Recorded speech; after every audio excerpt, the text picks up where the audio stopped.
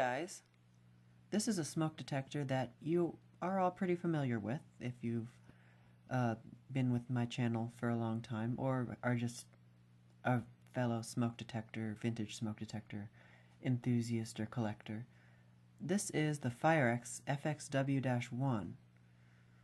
Now, you may be wondering, well, you know, that looks a lot like the FX1020. And you're right. I've got the FX1020 right here, and if I put them side by side, you can't tell the difference. So, now you may be asking, well, then what is the difference between the FX1020 and the FXW-1? Well, there is none. They're the exact same smoke detector, exact same. They're both 120 volt AC hardwired with no battery backup. They have the exact same mounting bracket, wiring harness, everything. The horn, sensors, all the same. So, yeah, there's really no reason why there should be two separate models, but there are. Now, I have a video of my FX1020 that I made a few years ago, and you can see it on my channel. It's not a very good video because it is one of my older videos. But the reason why I'm doing this video is because this FXW-1 is actually very special. I don't know if any of you remember, if you have followed the rare smoke detectors thread on the Fire Panel forums, or if you have been stalking my Instagram for so long, or my Flickr for that matter, you will see that I posted a picture of a FireX smoke detector mounted up high on a 20-foot ceiling at my church. Well, this is that very detector.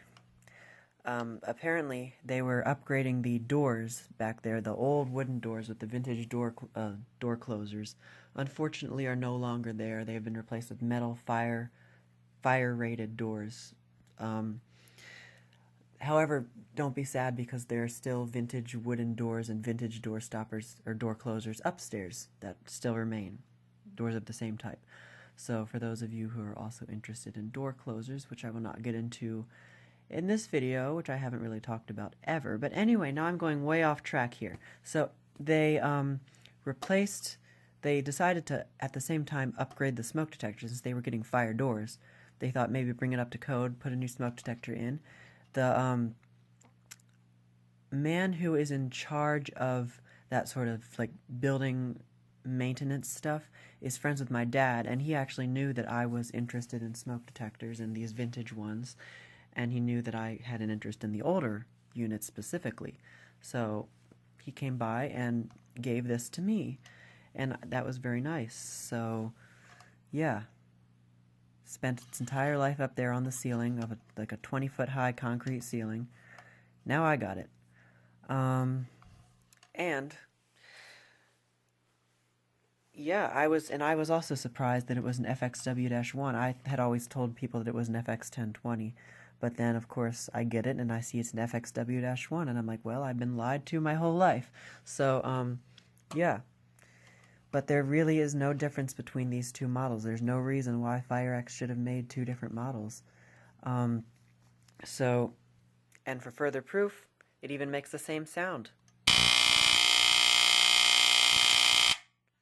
So it's that classic low AC buzz. Of course, it's got the Kobishi CLB26 mechanical vibratory horn in there. And I've actually got a connector for my FX1020 over here, so I'll plug it in, power it up. Probably shouldn't do this while it's live, and test this one. Sounds the same. Test this once again. This one does sound a little bit lower pitched. Now I'm going to do something that I probably shouldn't do without hearing protection, and I'm going to test them both at the same time. So here we go.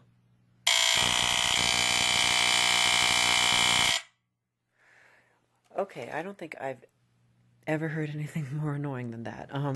Anyway, yeah. So I'll get into more information about this particular detector.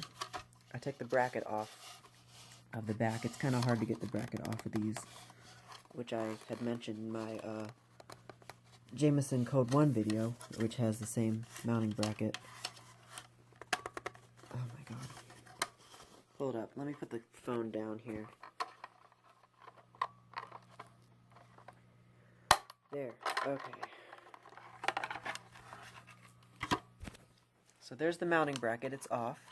Now some later models had a completely different style mounting bracket. It was bigger. It was actually this entire piece. Actually, I've got the model that succeeded these two models, the FX12-18 here, has that style bracket. So it would have literally been this piece right here, would have been part of the bracket, and the base would just look like that.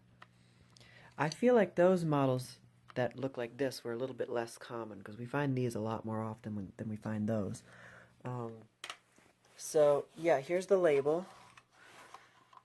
Model number FXW-1. Yeah.